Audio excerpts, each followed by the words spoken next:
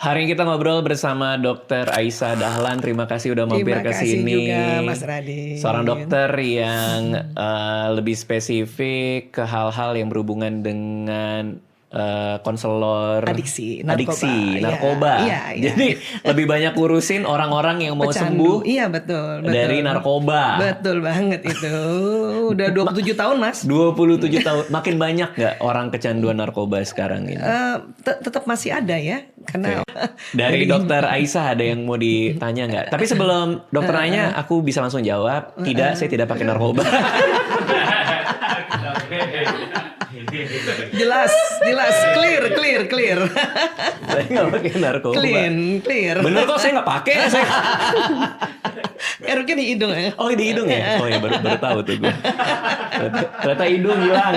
Hidung nggak, bukan gini. Itu mah nggak mandi. Kudis itu.